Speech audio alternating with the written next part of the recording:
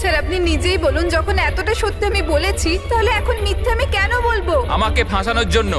Sir আমি বলছি sir, এটা চক্রান্ত স্যার, আমাকে ফাঁসানোর জন্য। ব্যাস ব্যাস, কে কি কাজ করেছে আর করেনি সেটার খোঁজ আমরা করব। শুধু একটা কথা মনে রাখবেন যে আমাদের সন্দেহ শুধু আপনাদের দুজনকে। বাট স্যার আমি কিচ্ছু করিনি, আমি নির্দোষ। আমি হতে পারে হয়তো আপনি খুন করেননি, কিন্তু লাশকে টুকরো টুকরো করে লেকে ফেলে দেওয়া এটাও কিন্তু বড় অপরাধ, বুঝেছেন আপনি? স্যার সিসিটিভি ফুটেজ পেয়ে গেছি।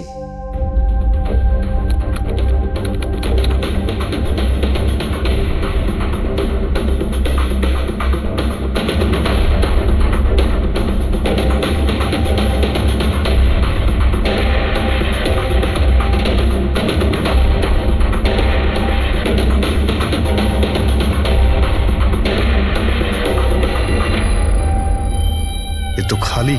কিন্তু স্যার আমি সত্যি কথা বলছি, আমায় বিশ্বাস করুন, আমি ছিলাম অফিসে। আমি বুঝতে পারছি না কেন আমায় দেখা যাচ্ছে না স্যার। মিস্টার রঞ্জন, আইন বিশ্বাসের উপর চলে না, প্রমাণ চাই।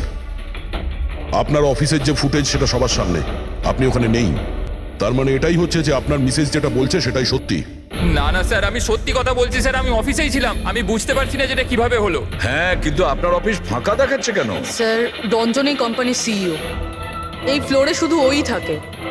ও ছাড়া একজন পিয়নও আছে, সে সেদিনকে ছুটিতে ছিল। আচ্ছা, রঞ্জন বাবু ঠিক ওই দিনেই আপনার পিয়ন অ্যাবসেন্ট কেন? স্যার আমি সত্যি বলছি স্যার, আমি অফিসে ছিলাম।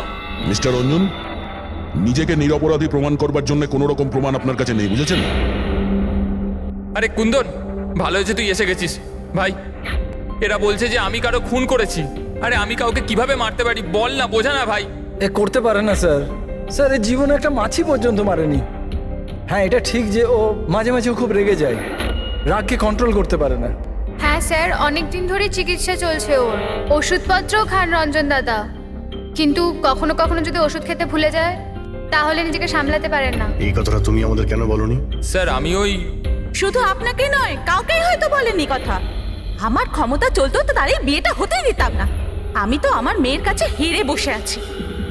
এই লোকটা তো একটা সাইকো সাইকো। এই রঞ্জন একজন মানসিক রোগী। এর পার্সোনালিটি ডিসঅর্ডার আছে। এর মাথা তো সেটাই মনে রাখে যেটা ও মনে রাখতে চায়, বাকি সমস্ত কথা তো এ ভুলে যায়। হতেই পারে স্যার যে খুনটা এই করেছে আর ভুলে গেছে। ব্যাপারটা হচ্ছে যে আমি আগে অসুস্থ ছিলাম, কিন্তু তারপর আমি ঠিক হয়ে গেছিলাম। আপনি এরম কেন বলছেন? কুন্দন কুন্দন তুই বল, আমি সত্যি বলছি কিনা। বৌদি আপনি বলুন না। আরে তুমিই বলো না। আপনারা আমায় এভাবে কেন দেখছেন? আরে আমি সাইকো নই, আমি অসুস্থ নই, কোনো মানসিক রোগ নেই আমার, একদম ঠিক আছি আমি। আরে বলো না বলো না। বাস, অনেক হয়েছে। এটা তোমার বাড়ি নয়, ব্যুরো।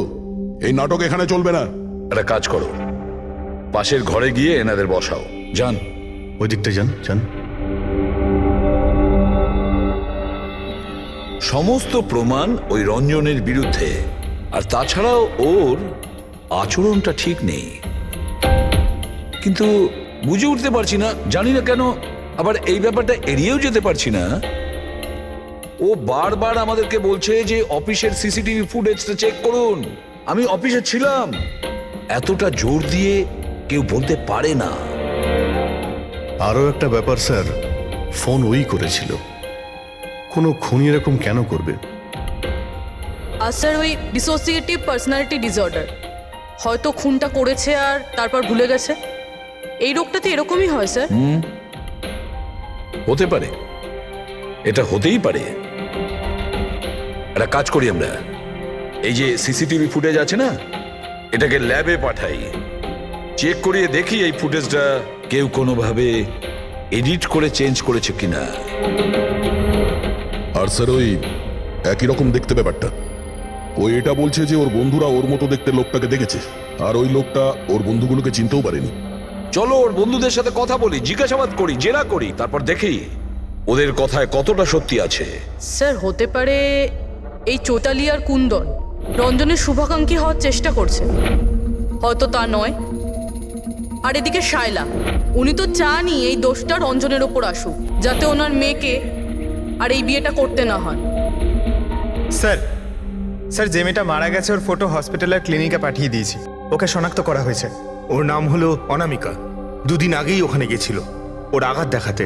অনামিকা, অনামিকা, এই অনামিকার পুরো ফোন রেকর্ড চেক করো, খোঁজ নাও এ কোথায় থাকতো, কি করতো, এর সঙ্গে রঞ্জনের কি সম্পর্ক ছিল।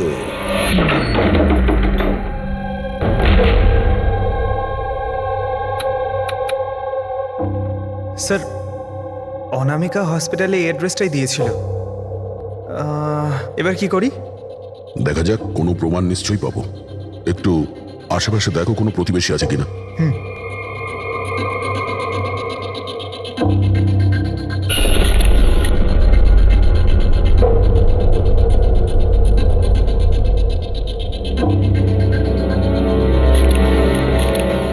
স্যার হ্যাঁ, এর নাম অঙ্কিত, অনামিকার প্রতিবেশী। হ্যালো স্যার, কি হয়েছে বলুন? অনামিকা ঠিক আছে তো? না, অনামিকার খুন হয়ে গেছে, আর আমরা সেই জন্যই এর তদন্ত করছি। আপনি ওর ব্যাপারে কিছু বলতে পারেন যার সাহায্যে আমরা খুনি পর্যন্ত পৌঁছতে পারি? না স্যার, আমি ওর ব্যাপারে বেশি কিছু তো জানি না। হ্যাঁ, তবে এটুকু জানি যে ও অ্যাসিস্ট্যান্ট ডাইরেক্টর ছিল আর এখন একটা ইন্টারন্যাশনাল শর্ট ফিল্মে কাজ করছিল। ইন্টারন্যাশনাল শর্ট ফিল্মে? আচ্ছা, ওর কোনো বন্ধু কিংবা আত্মীয় যে এখানে ওর সঙ্গে থাকতো? ও তো এনআরআই ছিল স্যার, এই কিছু মাস আগেই এখানে থাকতে এসেছিল। আমি তো ওর পরিবারের কাউকে দেখিনি। হ্যাঁ, ওর একটা বয়ফ্রেন্ড ছিল যার সাথে ও ঘন্টার পর ঘন্টা ফোনে কথা বলতো। ও ফোনে যার সঙ্গে কথা বলতো ও যে ওর বয়ফ্রেন্ড ছিল, এটা আপনি কি করে জানলেন? স্যার, আসলে আমি ওর কথাগুলো শুনেছিলাম।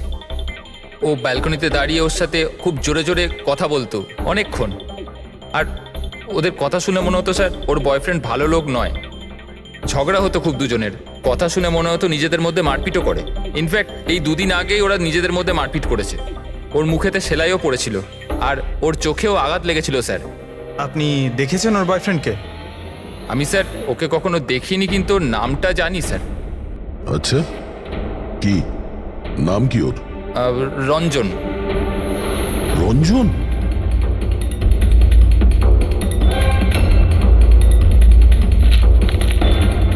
স্যার হ্যাঁ, এই দেখুন, এই অনামিকার পাসপোর্টে এই বার্সেলোনার ভিসা লাগানো রয়েছে।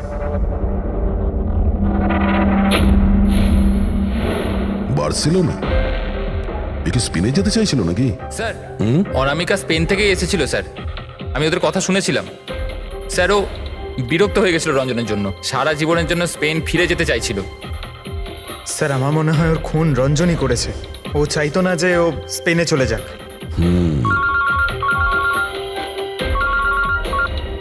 হ্যালো স্যার, অনামিকার ফোন রেকর্ডস পাওয়া গেছে। একটা নাম্বারে যেটাতে ও সবচেয়ে বেশি কথা বলতো সেটা রঞ্জনের কোম্পানির নামে রেজিস্টার্ড আছে। ও রঞ্জন, একটা কাজ করো, অনামিকার ফোনের শেষ লোকেশনটা কোথায় ছিল সেটা বার করো। এ অনামিকা কাল রাত্রেই আপনার হোটেলে ছিল? I am not sure sir, ছিল না? আমার তো মনে হয় না। ঠিক আছে, আমাদের আপনার হোটেলের সিসিটিভি ফুটেজটা চেক করতে হবে। Sure sir.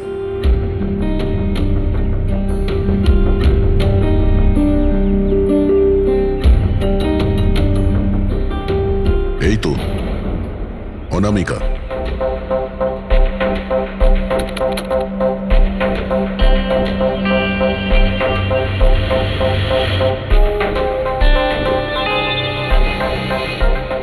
এটা কি ব্যাপার? ও ভেতরে গেল একটা হ্যান্ডব্যাগ নিয়ে আর বাইরে এলো একটা লাগেজ নিয়ে, আর সঙ্গে এই ছেলেটা কি? স্যার ও তো আমাদের বেল বয়। ওয়েল বয় কোথায় আছে এখন? কাল রাত্রে তুমি যখন ওই মেয়েটার লাগেজ নিয়ে বাইরে যাচ্ছিলে তখন ওর জন্য কেউ অপেক্ষা করছিল বাইরে? হ্যাঁ স্যার, একজন লোক তো ছিল, ওর জন্য ওয়েট করছিল। কে ছিল? লম্বা রোগা করে একজন ছিল। লম্বা রোগা করে? এ ছিল ওই লোকটা? স্যার মনে হচ্ছে তো এরকমই ছিল। দেখে তাই মনে হচ্ছিল মানে? স্যার ও দূরে দাঁড়িয়ে ছিল, তাই আমি ঠিকমতো দেখতে পাইনি। ও, তার মানে এই রঞ্জন ও আমাদের মিথ্যে কথা বলেছে। ও অনামিকাকে আগে থেকেই চিনতো, আর শেষবার অনামিকা ওর সাথেই ছিল। রঞ্জন বলছে যে আপনারা ওকে আলাদা আলাদা জায়গাতে দেখেছিলেন, কিন্তু ও বলছে ও ওখানে ছিলই না। ব্যাপারটা কি বলুন তো? স্যার, আমি একদিন কফি শপে কফি খাচ্ছিলাম, আমি দেখলাম যে রঞ্জন বাইরে কারোর সাথে কথা বলছে। রঞ্জন, রঞ্জন, এই রঞ্জন! স্যার, আমি যখন ওকে ডাকলাম ও জানি না কেন আমার কথা না শুনে অন্যদিকে চলে গেল। রঞ্জন! কিন্তু স্যার, যখন আমি এই ব্যাপারে ওর সঙ্গে কথা বললাম তখন ও বললো যে ওখানে ছিলই না। আমি জানি না ও কেন মিথ্যে কথা বললো। আর লীলা দেবী, আপনি ওকে আপনি কোথায় দেখেছিলেন? কান্দিওয়ালাতে একটা জুয়েলারি শপে। ওর সঙ্গে একটা মেয়েও ছিল। রঞ্জন, রঞ্জন! আচ্ছা, এই মেয়েটা ছিল কি? হ্যাঁ স্যার, এই মেয়েটাই ছিল। কিন্তু যখন ওর সঙ্গে আমি ফোনে কথা বললাম, বলতে শুরু করলে আমি তো ওখানে ছিলামই না। আর তোমার সঙ্গে কি এটাই ঘটেছে? হ্যাঁ স্যার, ও বাজারেতে আমার সামনে দিয়ে যাচ্ছিল, আমি ওকে হাত দেখালাম, হাই বললাম, মদন রে, কিন্তু ও সরাসরি আমায় ইগনোর করলো, অটোতে বসলো, চলে গেল। এদিকে দেখ ভাই, আমি রঞ্জন, রঞ্জন! ঠিক আছে, thank you very much. Sir, এদের কথা শুনে মনে হচ্ছে রঞ্জন ইচ্ছে করে ওদের সামনে এসেছিল আর এরকম বিহেভিয়ার করেছে। কিন্তু অভিজিৎ, কি কারণ হতে পারে? এরকম ব্যবহার কেন রঞ্জন করেছিল? না না না না, কিছু না কিছু গোলমাল তো নিশ্চয়ই আছে অভিজিৎ। যেখানে যেখানে এরা রঞ্জনকে দেখেছে না, দেখি ওখানে কোনো সিসিটিভি ফুটেজ পাওয়া যায় কিনা।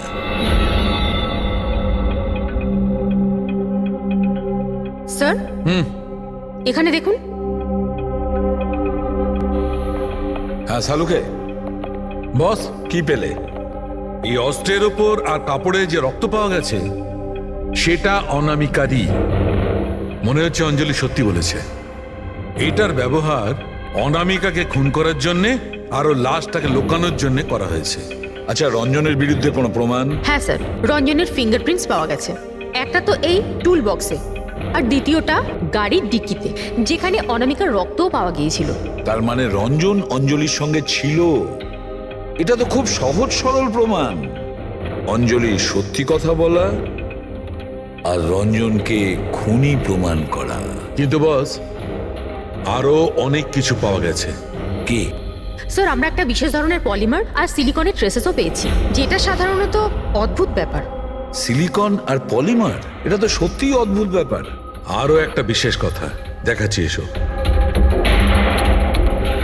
এই কেমিক্যাল, বস, এই বিশেষ কেমিক্যালটা আমরা সব জায়গায় পেয়েছি, কাপড়ে, টুল বক্সে, অস্ত্রের উপর, সব জায়গায়। আর এটা ছাড়া এই দেখো, এই কিছু সায়ানাইড, কিছুটা ক্লোরাইড, এইসব কেমিক্যাল। সবচেয়ে বড় কথা হচ্ছে এই যতগুলো কেমিক্যাল আছে, এই সিচুয়েশনে এখানে এগুলো থাকাই উচিত নয়। রঞ্জন, এই রঞ্জনের স্বাধীন থাকা চলবে না। রঞ্জনের একা থাকা খুবই বিপজ্জনক। যে তুমি অনামিকার বয়ফ্রেন্ড? না স্যার। কিন্তু তুমি ওকে অনেক মারধরও করতে। না না, এটা একদম মিথ্যে স্যার, ভুল কথা এগুলো। লোকে আমার নামে বিভিন্ন কথা বলে বেড়ায়, কিন্তু সত্যিটা তো হলো যে আমি কোনো অনামিকাকে চিনি না। আচ্ছা, এই তোমার ক্রেডিট কার্ডের বিলস, এগুলো তো চেনো না? এই দেখো, এই অনামিকার বার্সিলোনার ফ্লাইটের টিকিট তোমার ক্রেডিট কার্ড থেকে কেনা হয়েছে। আর ও যে নাম্বারটায় ঘন্টার পর ঘন্টা কথা বলতো সেটা তোমার কোম্পানির নামে রেজিস্টার করা আছে। আর সব থেকে বড় কথা, তোমার গাড়ির ডিকিতে অনামিকার রক্তের ছাপ পাওয়া গেছে। আর তুমি কি মনে করছো যে আমরা এর ওর কথা শুনে তোমার উপর দোষ চাপাচ্ছি? এই সমস্ত প্রমাণই যথেষ্ট এটা প্রমাণ করার জন্যে যে তুমি অনামিকাকে খুন করেছো। না স্যার, আমি কারোর খুনটুন করিনি। আর স্যার, এই ক্রেডিট কার্ড, স্যার আমার কাছে তো অনেক ক্রেডিট কার্ড আছে স্যার। আর স্যার, আমি আজ অব্দি আমার ক্রেডিট কার্ড দিয়ে কখনো বার্সেলোনার টিকিট বুক করিনি। তাহলে উল্টোপাল্টা কথা বলা বন্ধ করো রঞ্জন। অনামিকা তোমার গার্লফ্রেন্ড ছিল আর তোমার জন্য বিপদ হয়ে দাঁড়িয়েছিল, আর ওর হাত থেকে মুক্তি পাওয়ার জন্য তুমি ওকে খুন করে দিলে। আর শুধু খুন করলে না, তার সাথে আমাকেও ফাঁসিয়ে দিলে। না, আমি এরম করিনি অঞ্জলি, আমার কথাটা বোঝার চেষ্টা করো তুমি। বৌদি, মানছি যে সমস্ত প্রমাণ এটাই ইঙ্গিত করছে যে রঞ্জনই খুনটা করেছে, কিন্তু কিছু প্রমাণিত হয়নি এখনো। আপনারা প্লিজ আমাদের কাজ করতে দিন। দেখো রঞ্জন, তোমার নির্দোষ হওয়ার কোনো প্রমাণ তোমার কাছে নেই, আর খুনের সময় তুমি কোথায় ছিলে এর কোনো সাক্ষীও নেই। আর তোমার ওই অফিসে সিসিটিভি ক্যামেরা ফুটেজ, ওর মধ্যে তুমি উধাও। অনামিকার হোটেলের বাইরে তোমার গাড়ির দাঁড়িয়ে থাকা, তোমার গাড়ির ডিকিতে অনামিকার রক্ত পাওয়া, ফোন রেকর্ড, ক্রেডিট কার্ড বিলস, তোমার বাঁচার আর কোনো রাস্তা নেই। এই একই রকম দেখতে অ্যাঙ্গেলটা একবার পরিষ্কার হয়ে যাক, তারপর তোমাকে অ্যারেস্ট না করার কোনো কারণ আমাদের কাছে থাকবে না। ততক্ষণের জন্য তুমি এখানে নিজের বাড়িতেই নজরবন্দি থাকবে, ফ্রেডির তত্ত্বাবধানে। আর আপনারা তদন্ত শেষ না হওয়া পর্যন্ত আপনাদের মধ্যে কেউ এখান থেকে যাবেন না। ফ্রেডি, নজর রেখো। Sir sir please sir, sir আমার কথাটা বোঝার চেষ্টা করুন, আমি কিচ্ছু করিনি। পূরবী, তুমি কি বলছো তুমি খেয়াল করেছো?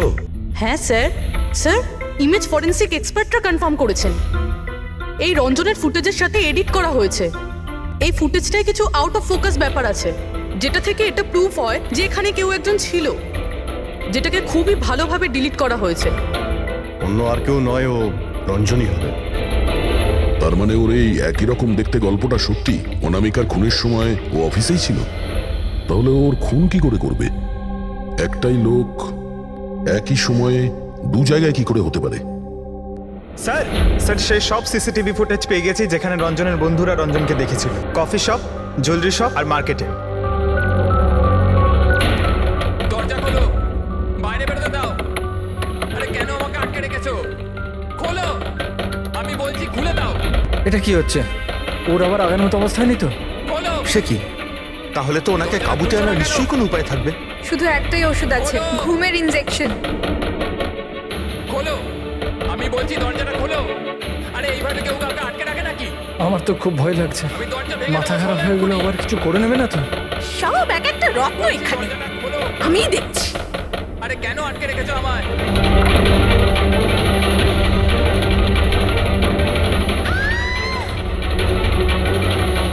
এই রঞ্জন, এই রঞ্জন, রঞ্জন দাঁড়াও বলছি।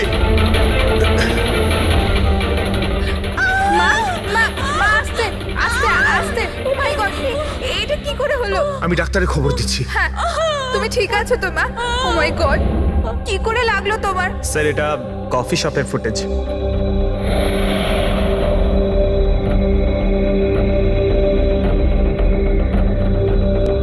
স্যার এবার জুয়েলারি শপ।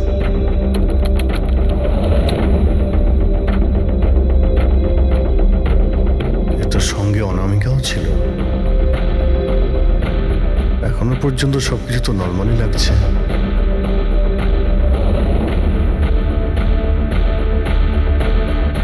স্যার এবার মার্কেট প্লেস।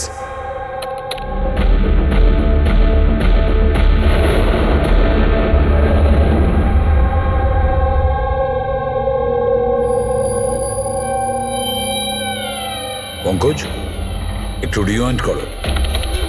হ্যাঁ, আগে ওই রঞ্জনকে জুম করো।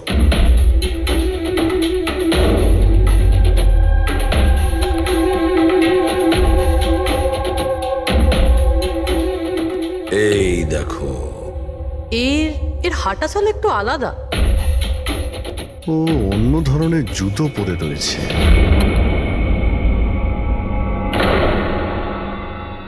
কিন্তু এটা কি? দয়া ওয়াকিং বুট পরেছে, ওয়াকিং বুট। যার পায়ের হাড়ে কোনো প্রবলেম থাকে না সে ওই ওয়াকিং বুট পরে।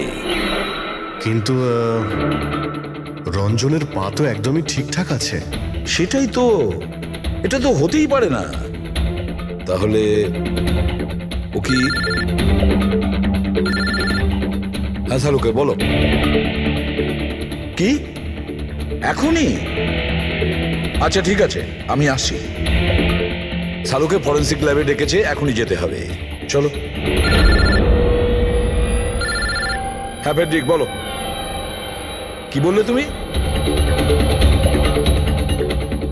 ঠিক আছে, হ্যাঁ ওখানেই থেকো। ফ্রেডরিক বলছিল রঞ্জন পালিয়ে গেছে শাইলার ওপর আঘাত করে। কিন্তু ফ্রেডি তো ছিল ওখানে। সেটাই তো। একটা কাজ করো দা, তুমি আর পঙ্কজ ওখানে চলে যাও, আমরা ফরেন্সিক ল্যাবে যাচ্ছি। আচ্ছা সালুকে, তুমি রঞ্জনকে গ্রেপ্তার করতে বারণ করেছিলে, ব্যাস ও তো ওদেরকে আঘাত করে পালিয়ে গেছে। আর তুমি এখানে এসব কি করছো? এখানে এখানে এরকম মিউজিয়াম সাজিয়েছো কেন? মিউজিয়াম নয় বস, তাহলে? এটা হচ্ছে সেই ধাঁধাটার জবাব যেটা আমরা সলভ করতে পারিনি। হ্যাঁ, রঞ্জন পালিয়ে যাওয়াতে আমার খুব আফসোস হয়েছে, কিন্তু আই এম শিওর তোমরা ওকে ঠিক ধরে ফেলবে। তোমাদের মনে আছে ওই যে কেমিক্যালটা আমরা ক্রাইম স্পটে পেয়েছিলাম? তো তার সঙ্গে ওর কি সম্পর্ক? সেটা আমি আপনাদেরকে বলছি। আপনি কে? এ হচ্ছে জগৎ। এক মিনিট, সবকিছু বুঝতে পারবে বস। বেহুল, হাই স্যার। এবার এর সঙ্গে আবার এই কেসের কি সম্পর্ক? আপনারা ওর সাথে একটু মন দিয়ে কথা বলুন, দেখুন সবকিছু জানতে পারবেন। এটা বলুন তো যে আপনি কে, আর এই কেসের সঙ্গে আপনার কি সম্পর্ক? এক মিনিট। এনার চোখগুলো দেখে তো কেমন যেন একটা মনে হচ্ছে। শুধু চোখই নয়, এনার তো পুরো মুখের মধ্যেই কিছু গোলমাল আছে অভিজিৎ, ফেসের ওপরে গোলমাল আছে।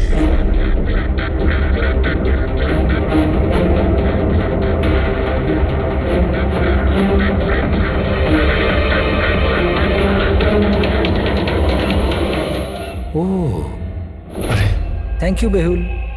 এটা কি? আমি বলছি বস, ওই কেমিক্যালস যেটা ক্রাইম স্পটে পাওয়া গেছিল, আসলে ওই কেমিক্যালটা এই ধরনের মাস্ক আর নকল রক্ত তৈরি করতে কাজে লাগে। বিশেষ করে এই সিলিকন মাস্ক, যেটা ওই সিনেমাতে ব্যবহার হয়। সব থেকে বড় ব্যাপার হচ্ছে এর মধ্যে চোখের পাতা থাকে না, আর চোখের জন্য এখানে গর্ত একটা থাকে আসল মুখের মতো, যাতে যে এটা পড়বে তার আসল চোখটা এই গর্ত থেকে বেরিয়ে এসে যাতেও দেখতে পায়। আর স্যার, এটাকে বানানো কিন্তু অত সহজ নয়।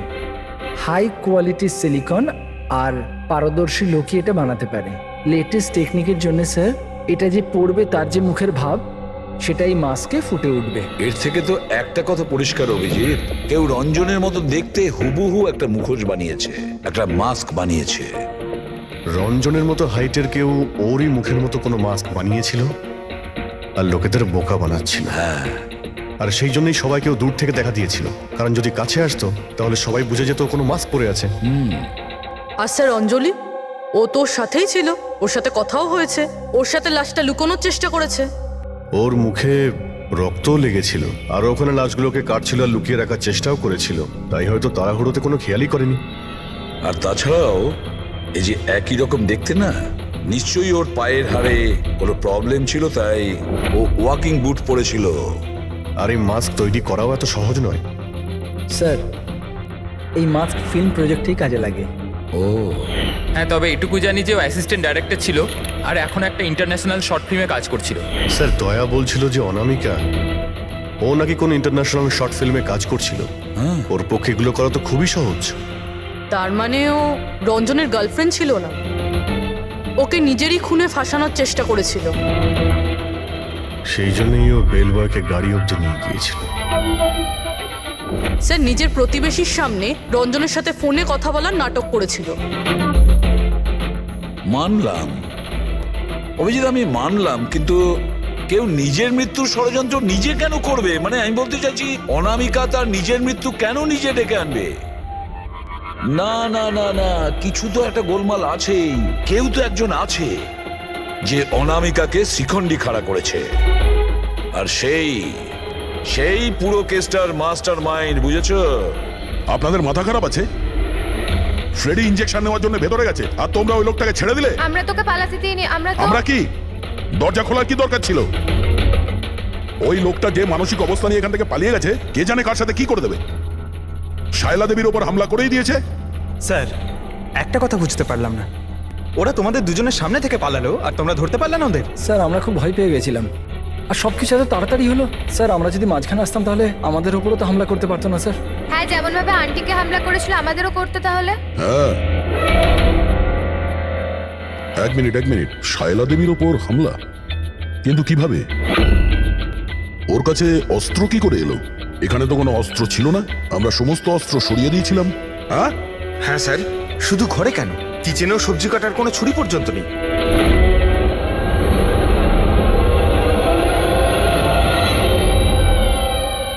স্যার, এ হলো আমাদের প্রোডাকশন হাউসের মেকআপ আর্টিস্ট, আর স্যার এর মাস্ক বানাতেও এক্সপার্ট। তুমি অনামিকার জন্য মাস্ক বানিয়েছিলে তাই না? বানিয়েছিলে কি না? হ্যাঁ স্যার, উনি আমাকে টাকা দিয়েছিলেন, আর এটা তো আমার কাজই স্যার। তাহলে এটাও বলে ফেলো যে কাজটা কার জন্য করেছিল, এই মাস্কটা কার পরার কথা ছিল। বলো বলো, তাড়াতাড়ি বলো, সময় নেই আমাদের। আর হ্যাঁ, যার মুখের তুমি মাস্ক বানাও তার মাপ নেওয়ার দরকার আছে, ম্যাপিং করার দরকার আছে। হ্যাঁ স্যার। কার জন্য বানিয়েছিল ওই মাস্ক? কে ওই মাস্কটা পরতো বল।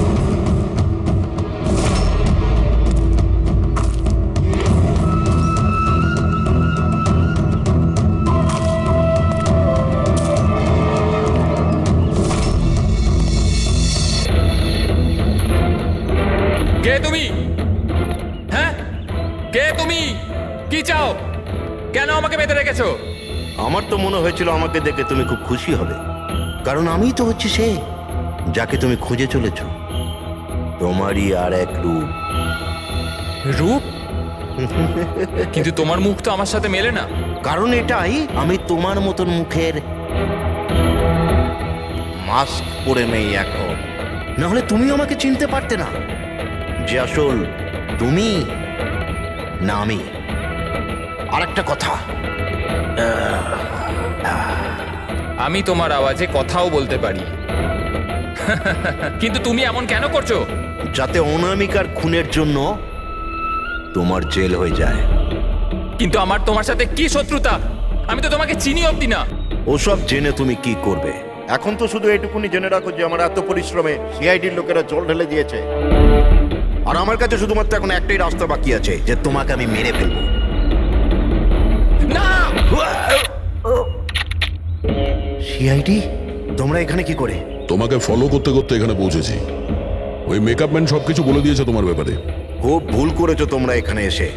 রঞ্জনকে তো আমি কিছুতেই ছাড়তে পারবো না, কারণ আমি ওকে মারবার জন্য কন্ট্যাক্ট নিয়েছি। কিন্তু এখন তোমরা ওর সঙ্গে মরবে।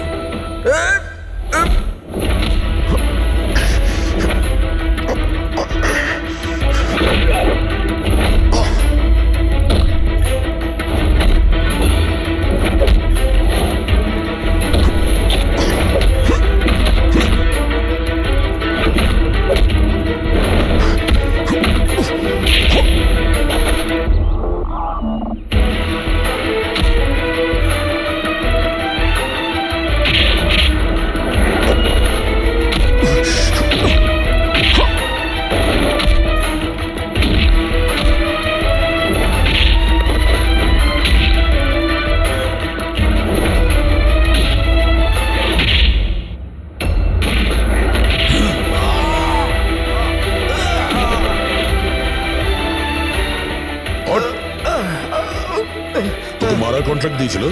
হ্যাঁ, কে দিয়েছিল? অনামিকা মারা যাওয়ার পরেও তোমাদের প্ল্যান চালু আছে। কে মাস্টার মাইন্ড? আমায় ক্ষমা করে দাও মা। তোমার মতের বিরুদ্ধে গিয়ে বিয়ে করে আমি অনেক বড় ভুল করে ফেলেছি। কখনো ভাবতেও পারেনি যে ও এসব করতে পারে।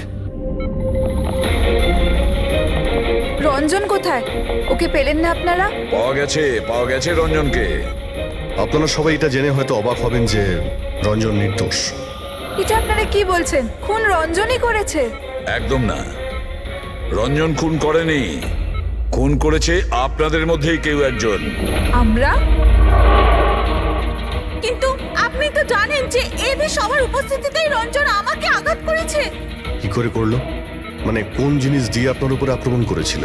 আমি বলেছিলাম না যে ও ছুরি দিয়ে আমাকে আঘাত করেছিল। কিন্তু ছুরি তো ছিল না ঘরে, আমরা সমস্ত অস্ত্র সরিয়ে দিয়েছিলাম আগে থেকেই।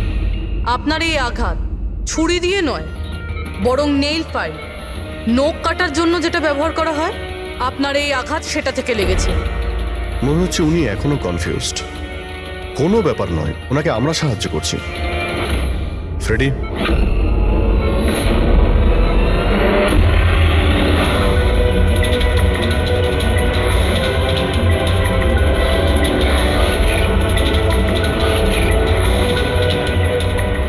শাইলা ম্যাডাম, আমরা জানতে পেরে গেছিলাম অনামিকার প্রতিবেশী অঙ্কিত এসবের সঙ্গে যুক্ত। তো এই জন্য আপনি আমায় বাড়ি থেকে তাড়িয়ে দিয়েছিলেন, যাতে আমার কিডন্যাপ করে আপনি আমাকে খুন করতে পারেন। মা তুমি এই খবরদার খবরদার যদি আমাকে মা বলে ডেকেছিস তো। মা শব্দের অর্থ কি হয় তোমরা দুজন জানো?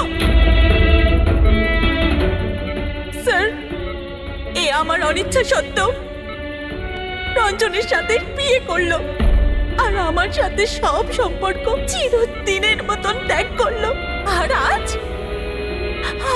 এরা আমার সম্পত্তির অধিকার চাইতে শুরু করেছে। এই সব এই রঞ্জনের কাজ।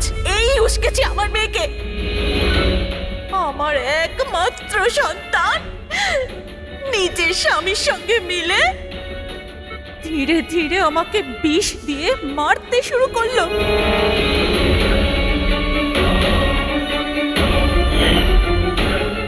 দুভোটা তাড়াতাড়ি করো অঞ্জলি, এটা নিয়ে গিয়ে মায়ের ঘরে রেখে দাও, যাও।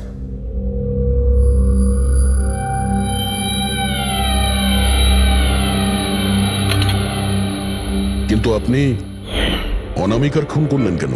ওর কোনো দোষ ছিল না, কিন্তু আমার কাউকে তো একটু দরকার ছিল এই সব কিছু করার জন্য। কিন্তু আমি এদের দুজনকে শাস্তি দিতে চেয়েছিলাম যে রঞ্জনের ফাঁসি হয়ে যাক আর অঞ্জলির সারা জীবনের মতো জেল। শায়লা দেবী, এদের প্রতি আপনার ঘৃণা আপনাকেও এদেরই মতন অপরাধী বানিয়েছে। এদের দুজনের তো শাস্তি হবেই, আপনার প্রাণ নেওয়ার চেষ্টা করেছে বলে। কিন্তু আপনারও কঠোর থেকে কঠোরতম শাস্তি হবে অনামিকাকে খুন করার অপরাধে। ছিল টাইম তো আমরা জিজ্ঞাসা করিনি। দেখুন, আয়েশার মাথা খারাপ ছিল। ও এমনই মন গড়া গল্পগুলো শোনাতো যাতে ও শাস্তি থেকে বেঁচে যায়। That's it. আয়েশা আপনাকে ঠকিয়েছে, আপনার বিরুদ্ধে সিবিআই এর কাছে প্রমাণ দিয়েছে। রাগ হওয়াটা তো স্বাভাবিক। হ্যাঁ, ভেবেছিলেন খুন করে দেওয়া যাক ওকে? রাগ নয় স্যার, বরং আফসোস হলো ওর ওপর। কারণ ও চাইলেও কিছু করে উঠতে পারতো না স্যার, কারণ ওর করার মতো কিছুই ছিল না। এটা আমার ক্লায়েন্ট রাহুলের অ্যালিবাই। কাল রাত্রে ইনি কিন্তু নিজের বিজনেস পার্টনারদের সাথেই ছিলেন। এর মধ্যে সমস্ত ডিটেলস আছে।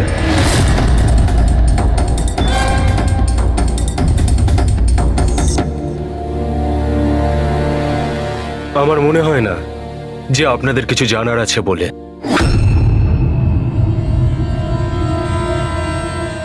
আপনারা যেতে পারেন। ধন্যবাদ। মার্ডারের সময় আমার ক্লায়েন্ট ফ্যামিলি ফাংশনে বিজি ছিলেন, আর এই হচ্ছে তার প্রমাণ। মিস আয়েশার কাছে আপনার বিরুদ্ধে প্রমাণ ছিল মিস্টার কুমার। আর এমন প্রমাণ যা আপনাকে বরবাদ করে দেওয়ার জন্য যথেষ্ট। আয়েশা খুবই চালাক মেয়ে। ভালো হয়েছে মারা গেছে, নাহলে আমি ওকে মেরে ফেলতাম। মারতেন না মেরে ফেলেছেন? না স্যার, আমি ওকে মারিনি, কিন্তু ওই মানুষটাকে আমি নিশ্চয়ই থ্যাঙ্কস বলবো যে আমার মনের ইচ্ছেটাকে পূরণ করেছে। আপনি যেতে পারেন, তবে খুব তাড়াতাড়ি দেখা হবে। Thank you.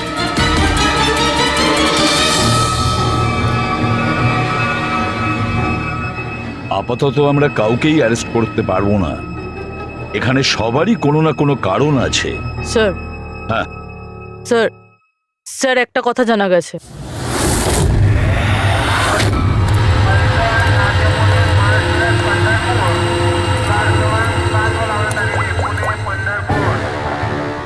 হ্যালো, হ্যাঁ, সব কিছু তৈরি। একটা কথা মনে রেখো, কোনো ভুলভ্রান্তি যেন না হয়। এই তো দাদা, চলে আসুন, বাস ছাড়বে, বাস ছাড়বে।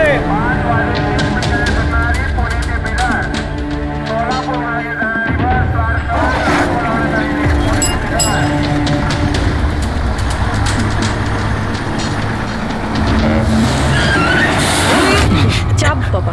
আরে দাদা, কি হলো? বাস দাঁড়ালো কেন? আরে বাসের সামনে কেউ গাড়ি দাঁড় করিয়ে দিয়েছে দাদা, মাঝ রাস্তায়।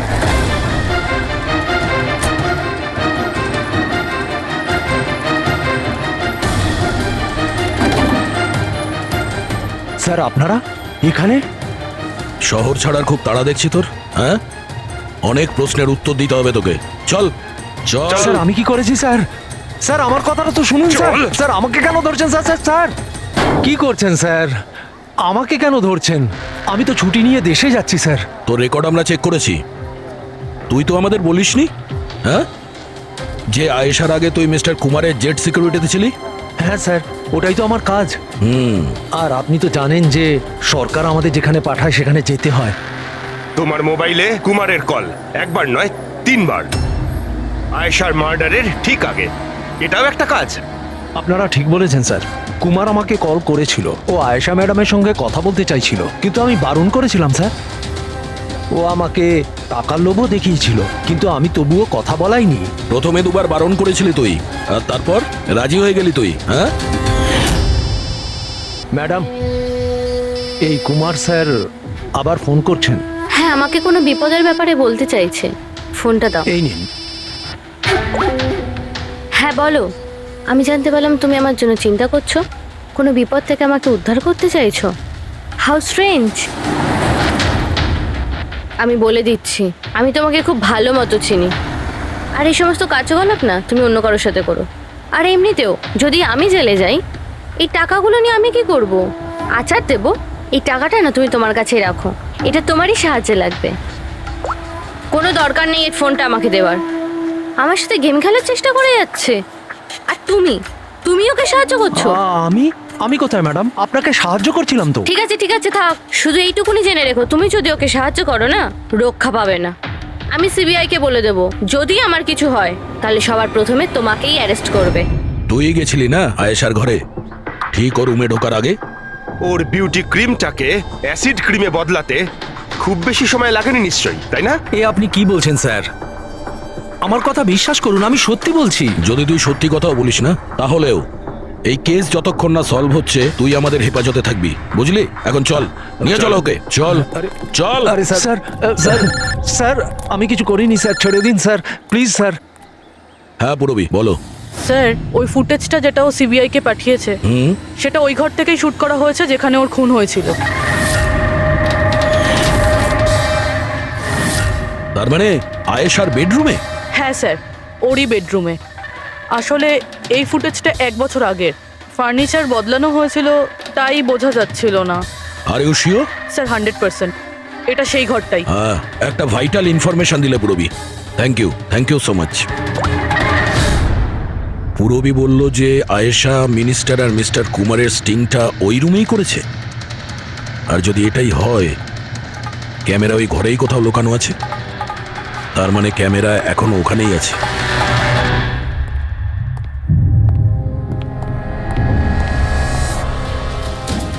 রুম তো এটাই।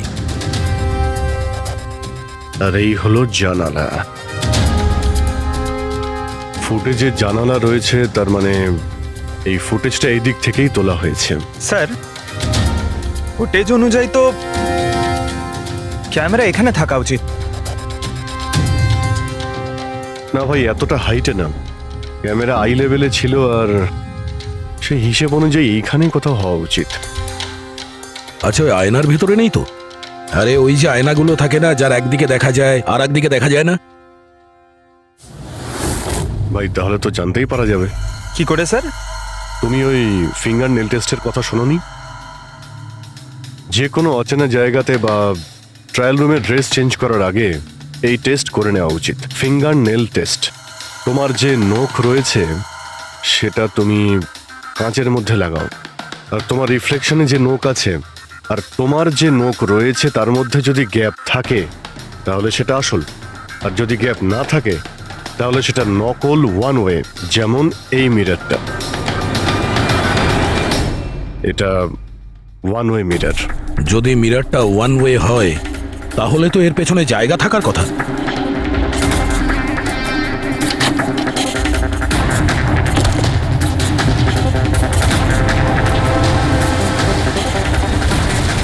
অভিজিৎ,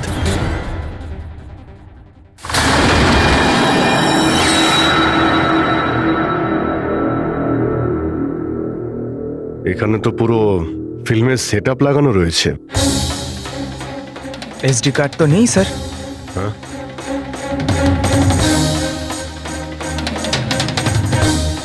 লকার খালি। স্যার মনে হয় টেপটা এখানেই রাখতো। এই জায়গা থেকেও বড় বড় লোকের কেলেঙ্কারি রেকর্ড করেছে, আর এই জায়গায় ব্যবহার করে খুনি ওকে খুন করে দিয়েছে। হতে পারে এই ওয়ান ওয়ে মিরার দিয়ে ওকে ছটপট করে মরতে দেখেছে ও। স্যার তার মানে আমরা যখন ওখানে লাশের সঙ্গে ছিলাম তখনও এখানে ছিল। আর আমাদের যাওয়ার পরে সুযোগ বুঝেও এখান থেকে পালিয়ে গেছে।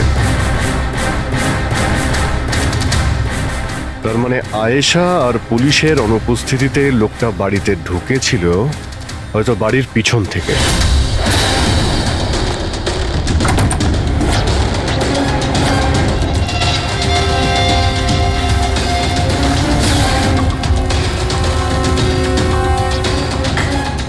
ও আয়েশার বিউটি ক্রিমটাকে সরিয়ে বিষাক্ত ক্রিমটা রেখে দেয়, আর তারপর ভিতরে ঢুকে বসে থাকে।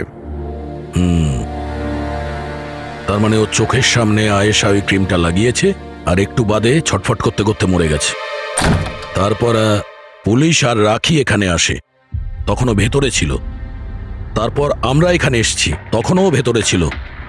তারপর রাত্রে সুযোগ পেতেই ও টেপগুলো নিয়ে এখান থেকে পালিয়ে গেছে, মনে হচ্ছে ওই রাস্তা দিয়েই। কিন্তু স্যার মেইন গেটে তো পুলিশ দাঁড়িয়ে ছিল, ও মনে হয় পেছন থেকেই পালিয়েছে। এমন তো কিছু নয় স্যার, কিন্তু হ্যাঁ স্যার, প্রায় ধরুন মাঝরাতের দিকে গাড়ির চাকার এরকমই একটা আওয়াজ শুনতে পেয়েছিলাম। শব্দটা কোথা থেকে হয়েছিল মনে আছে তোমার? এই তো স্যার, এই পেছনের দিক থেকে, কিন্তু একবারই পেয়েছিলাম স্যার, আর দ্বিতীয়বার শুনিনি স্যার। ঠিক আছে, থ্যাংক ইউ।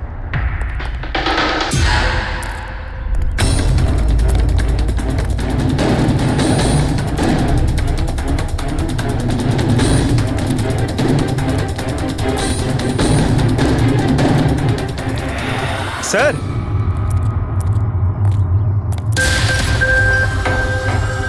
স্যার টায়ারের ঘষার চিহ্ন তো রয়েছে এখানে, দেখতে পাচ্ছ এখানে এই তেল আর জল পড়ে আছে। মনে হচ্ছে এসি চালিয়ে গাড়ি এখানে অনেকক্ষণ দাঁড়িয়েছিল, আর তারপর গাড়ি এখান থেকে বেরিয়ে গেছে। ওই কনস্টেবল এই গাড়িরই টায়ারের আওয়াজ শুনেছিল। যদি গাড়িটা এখানে অপেক্ষা করেই থাকে তাহলে হঠাৎ এমন কি হলো যে তাড়াহুড়ো করে চলে গেল? স্যার মনে হয় কেউ দেখে ফেলেছিল, ওই জন্য ভয়তে পালিয়ে গেছো। পয়েন্ট আছে। এখানে আশপাশটা জিজ্ঞাসা করে দেখি।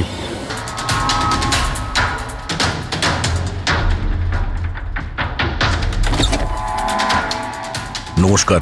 নমস্কার। নমস্কার, আমরা সিআইডি অফিসার্স।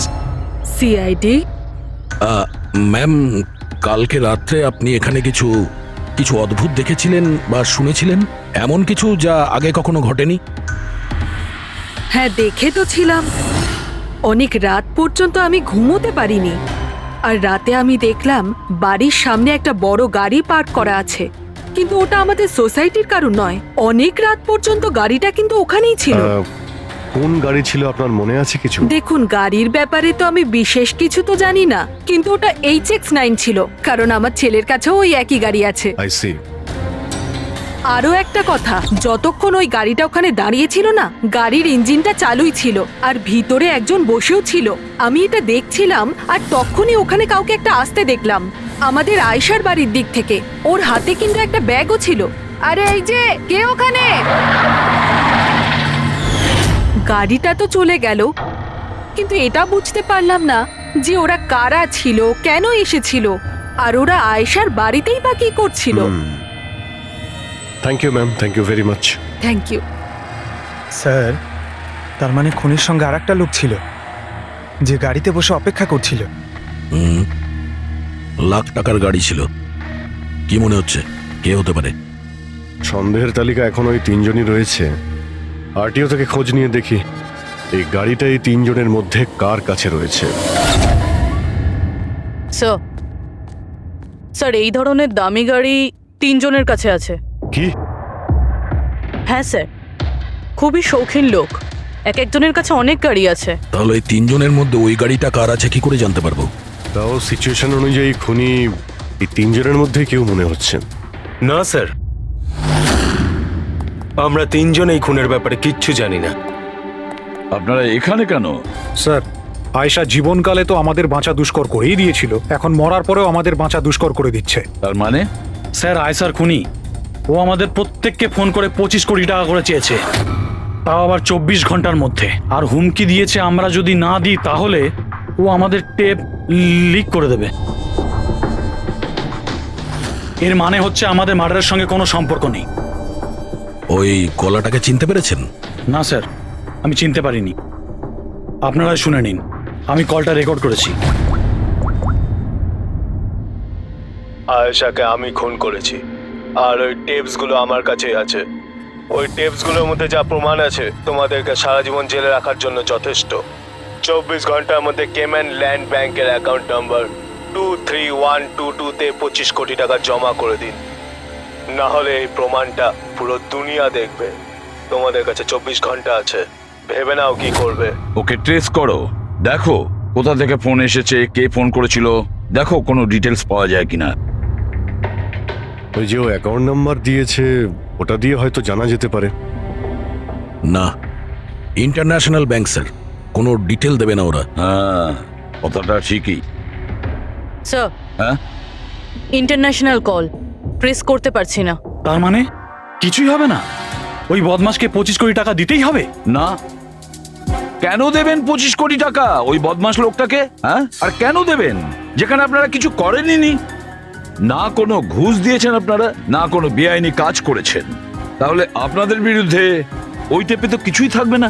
হ্যাঁ, যদি আপনারা কিছু করে থাকেন তাহলে। আরে এটা কি বলছেন স্যার? আমরা কিচ্ছু করিনি, আমরা ইনোসেন্ট, আমরা নির্দোষ। আপনি তো অযথাই আমাদের ওপর। আশ্চর্য তো। এনিওয়ে, থ্যাংক ইউ, আমরা নিজেরা সামলে নেব। চলো।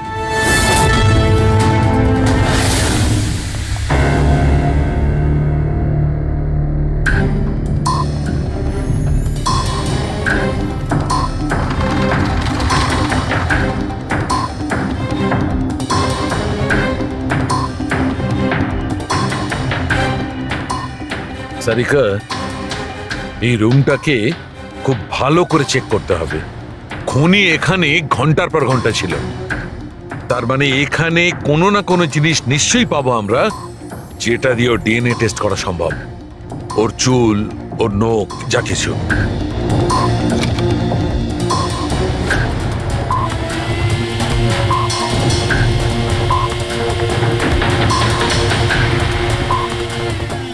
এক মিনিট সারিকা, হ্যাঁ, একটা ফোর্সঅ্যাপ দাও।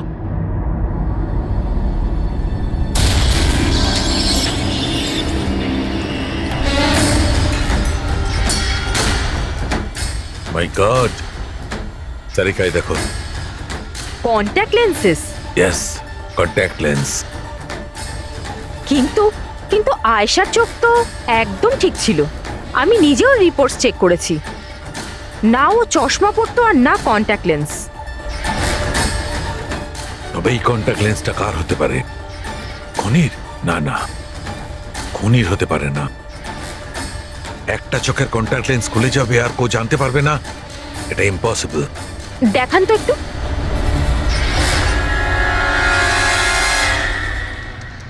বেশ হাই পাওয়ারের লেন্স। High power lens? কিছু তো আছে এই রুমে। একে তো এই ঘরটা চারিদিক থেকে বন্ধ, কোনো জানলা নেই, কোনো ভেন্টিলেটর নেই। ও ওহো, কি হয়েছে? সারিকা, তুমি জানো তো ওই কালার স্টেন কেমিক্যাল বানানো হয় যা দিয়ে ঘাম টেস্ট করা যায়? হ্যাঁ জানি। গুড, এক কাজ করো, তুমি কালার স্টেন কেমিক্যাল বানাও। খুনি এখানে এই ঘরের মধ্যে ঘন্টার পর ঘন্টা ছিল, আর আমাদের অল্প সময়ের মধ্যে এত ঘাম হয়ে গেল। খুনির তো খুব ঘাম হয়েছিল।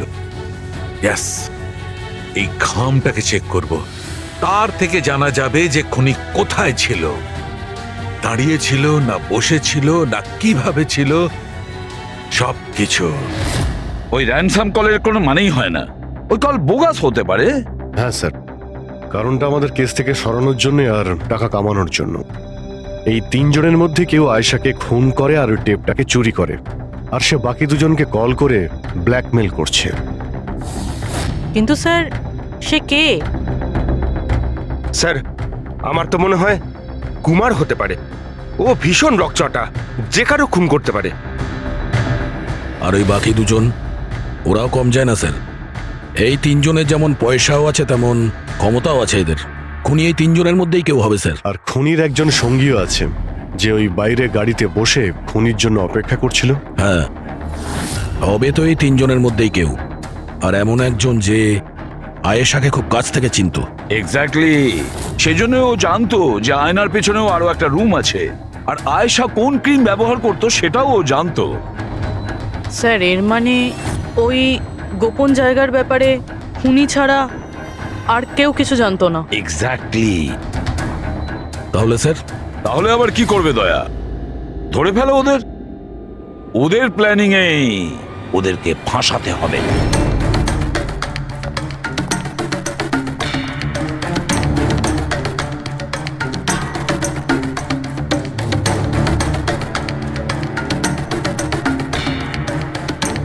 আমাদেরকে এখানে কেন ডাকলো? কোনো আইডিয়া? হয়তো জিজ্ঞেস করার জন্য ডেকেছে খুনিকে টাকা দিয়েছে কি দিইনি। তাহলে তোমরা দুজন কি টাকা দেবে? তোমাদের কি মনে হয় টাকা দেওয়া ছাড়া আর কোনো উপায় আছে? তা তুমি কি করতে চলেছো ভিকি? দেবে টাকা? দেখো, টেপের ব্যাপারে তো কিছু বলতে পারছি না, আর তাছাড়া আমি কোনো বেআইনি কাজ করিনি, এই জন্য টাকা দেওয়ার তো কোনো প্রশ্নই আসে না। সরি, আমি টাকা দিচ্ছি না। ও কাম অন ম্যান, এত ঢং করার কি আছে? কিছু করে থাকলে বলো না, শুধু আমরা তিনজনই আছি এখানে। দেখো রাহুল, যদি কথা... এক সেকেন্ড নাও, সিআইডি মেসেজ করেছে। আরে কোথায় আছে ওরা? কি লিখেছে বল। কোথায় আটকে গেছে, আসতে পারবে না, ফিরে যেতে বলেছে। হোয়াট ননসেন্স ভাই, আমরা কখন থেকে এখানে বসে আছি, শুধু শুধু সময় নষ্ট করে গেল। এবার কি করবে? যাওয়া যাক, আর কি। চলো come on.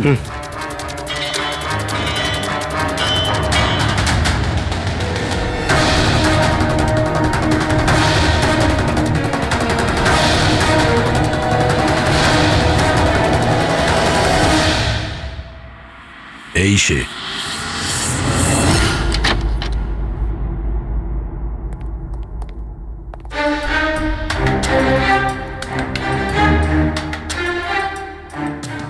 Sir, Vicky?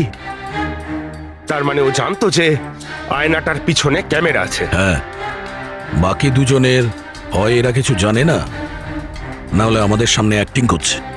Sir আমার তো এই ভিকিকেই সন্দেহ হচ্ছে। এবার কি করব? নজর রাখা যাক এর উপর, কোনো না কোনো ভুল নিশ্চয়ই করবে। হ্যাঁ সারিকা, কালাস্টেন কেমিক্যাল রেডি। ঠিক আছে, চলো।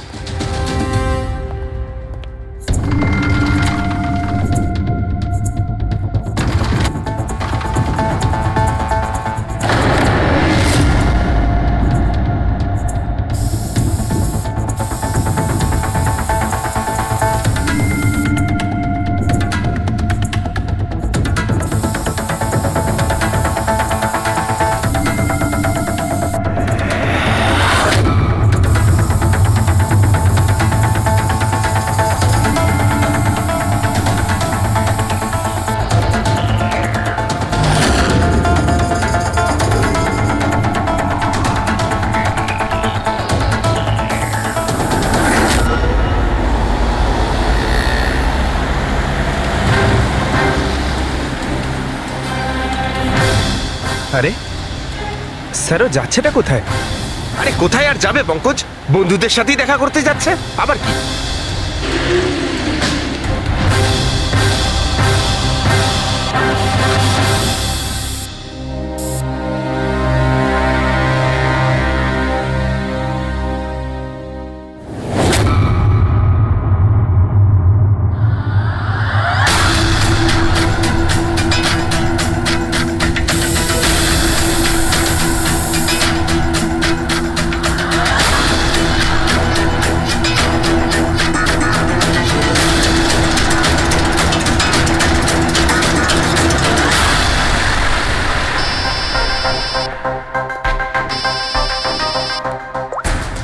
হ্যাঁ সারিকা, বলো। গুড, কিছু পেলে? মেঝেতে? মেঝেতে শুয়েছিল? মেঝেতে কেন? ওকে ওকে, ঠিক আছে সারিকা, আমি তোমাকে পরে ফোন করছি। বাই।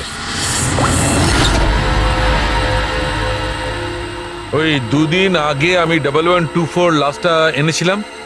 হ্যাঁ স্যার। কোথায় ওটা? ওর মুখটা দেখতে হবে। এই যে স্যার।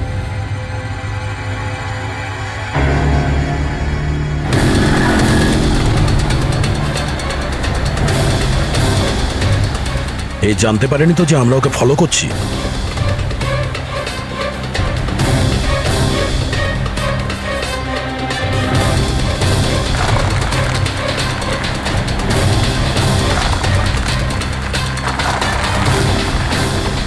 স্যার, এটা সত্যি সত্যি বাড়িতে ঢুকে গেল। ভেবেছিলাম ও কোনো বন্ধুর সাথে দেখা করবে।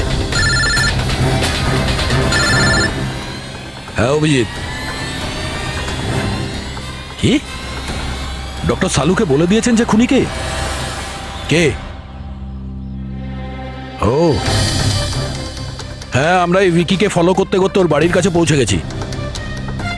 ঠিক আছে, আমরা ওয়েট করছি। অভিজিৎ আসছে।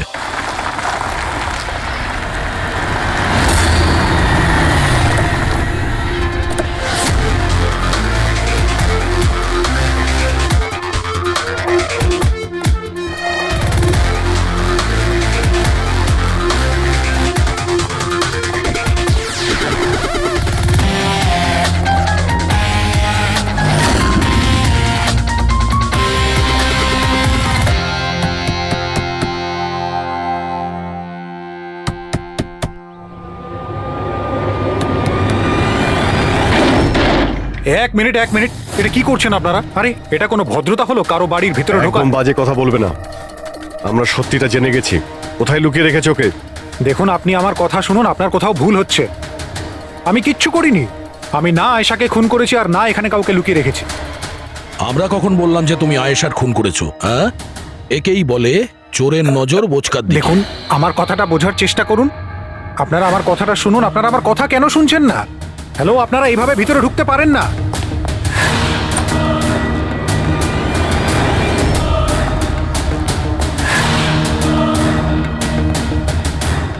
এখানে তো কেউ নেই। আমি বলছি আপনাদেরকে এখানে কেউ নেই, প্লিজ। আরে বন্ধ করুন এগুলো। এইভাবে ভিতরে আপনারা ঢুকতে পারেন না। Hello, excuse me. হ্যালো, আরে ওপরে কিচ্ছু নেই স্যার। আরে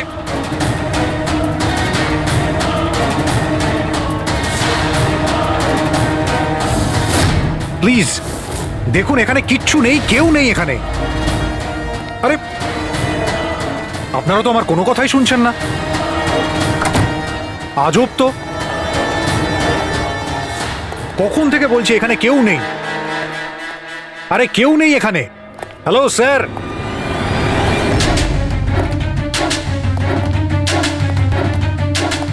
দেখুন আমার কথাটা শুনুন প্লিজ। শুনুন, দেখুন দেখুন, আমি আপনাকে বলছি আমি আয়েশাকে খুন করিনি। প্লিজ আমার কথাটা বোঝার চেষ্টা করুন। আমি সত্যি বলছি। আমরা জানি যে তুমি আয়েশাকে খুন করনি। তাহলে আপনারা এখানে কি খুঁজছেন? 1 মিনিট, সব জানতে পারবে।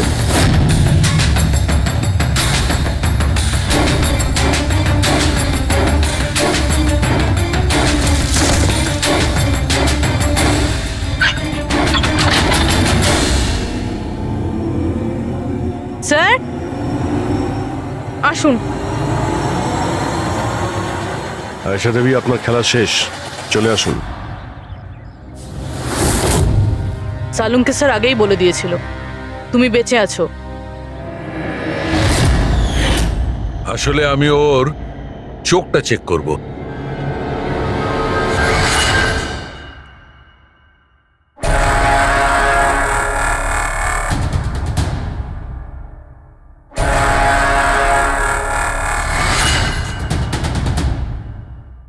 আমি যেটা ভেবেছিলাম সেটাই ঠিক।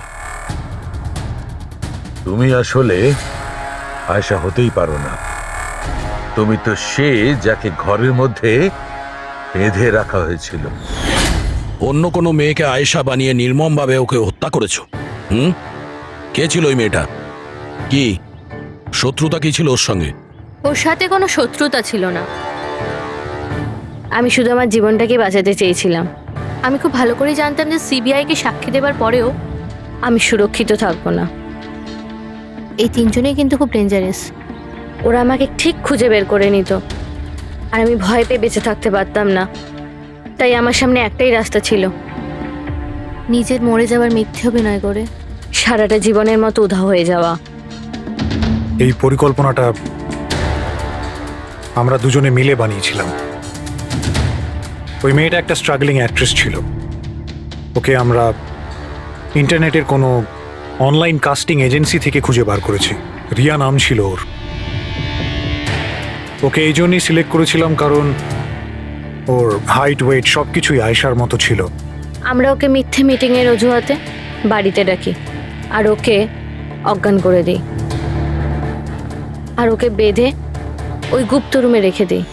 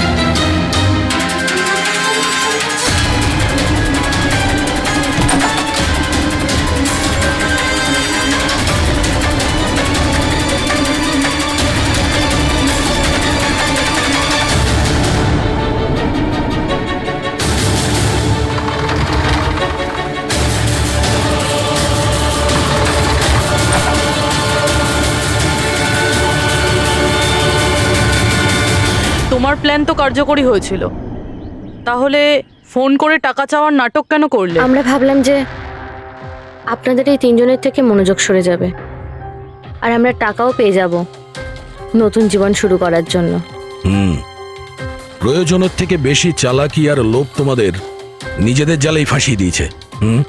চিন্তা করো না, তোমাদের জীবন নতুন করে শুরু হবে, কিন্তু সেটা জেলে।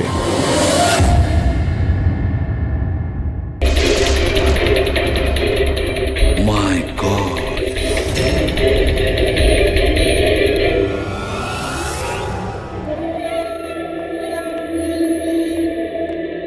এই নিন। আস্তে আস্তে আস্তে।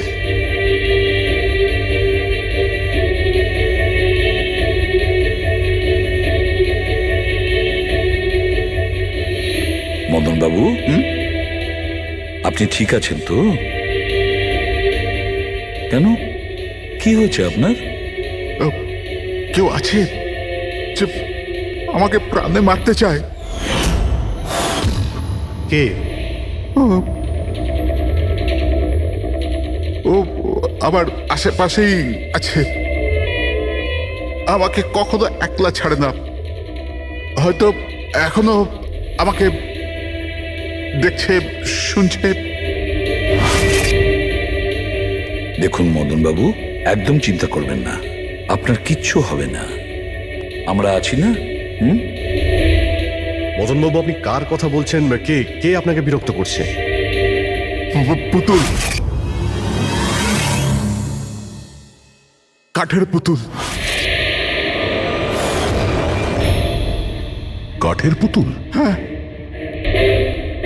না মানে ওটা ওরকম নয়, যারা কথা বলতে পারে না, অন্যের ইশারায় নাচে। এই কাঠপুতুলগুলো কথা বলে, কথা বলতে পারে, নিজেরা চলে চলে ফিরে বেড়ায়।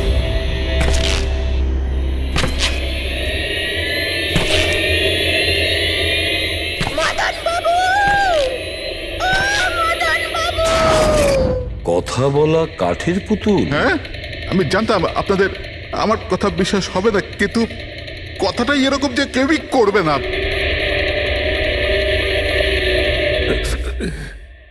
স্যার, আপনি এরকম কোনো পুতুলের ব্যাপারে শুনেছেন কখনো? না, জানেন কিছুদিন আগে আমার সাথে কি হয়েছিল? ওই দিন আমার জন্মদিন ছিল, ঘরের বেল বাজলো, তো আমি ভাবলাম যে আমার বন্ধুরা আমার সঙ্গে দেখা করতে এসেছে।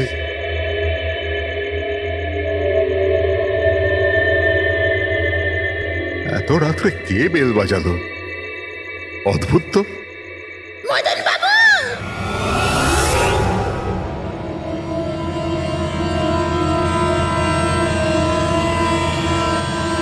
কে? দেখতে পাচ্ছেন না? আমি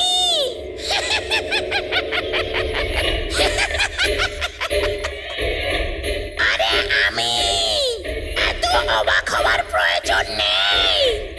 জানেন কি এখানে আমি কেন এসেছি? কেন? তোমার প্রাণ নিতে।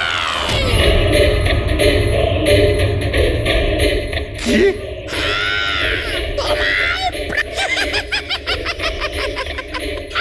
রবি, কবিতা, তাড়াতাড়ি এদিকে আসো।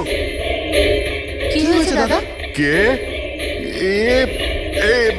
পুতুলটা এটা বলছে যে এ আমার প্রাণ নিয়ে নেবে। কি? হ্যাঁ দাদা, এটা একটা নির্জীব পুতুল। হ্যাঁ, ওটাই তো। তো এটা আপনার প্রাণ কি করে নেবে? দাদা, তুমি আমাদের সাথে মজা করছো? হ্যাঁ না, তোমরা কি বলছো? রবি, আমি এরকম অদ্ভুত মজা কেন করব, তাও আজকের দিনে? আরে আমি নিজে শুনেছি যে ও বললো যে ও মেরে ফেলবে আমাকে। আমি দেখছি। কি? আস্তে আস্তে রবি, শান্ত হন।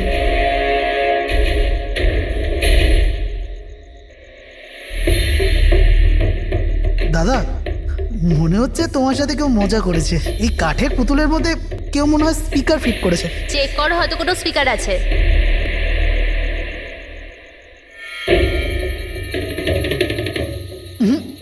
না, এখানে তো কিছু নেই। এখন কোথায় ওই পুতুলটা? কি করে থাকবে?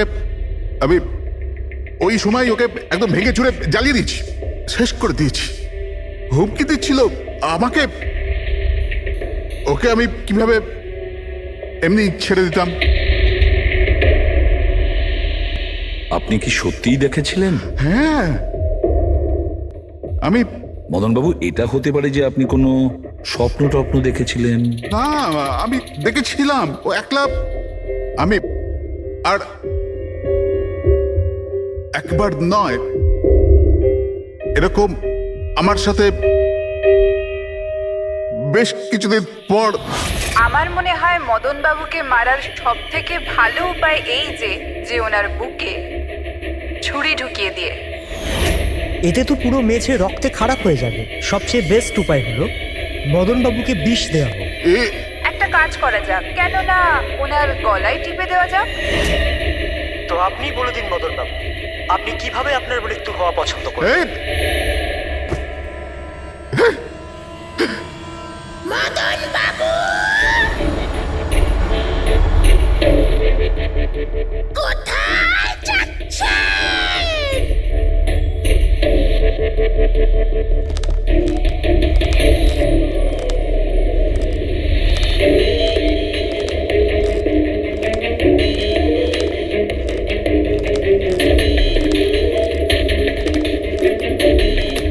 বলুন মদন বাবু।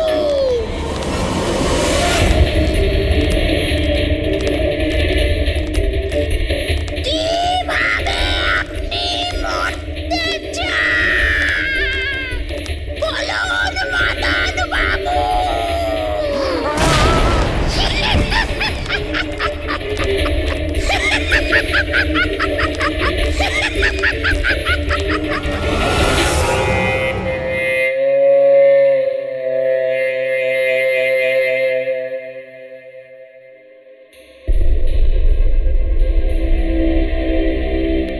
সত্যি মদনবাবুর প্রাণ সত্যি সংশয় ছিল।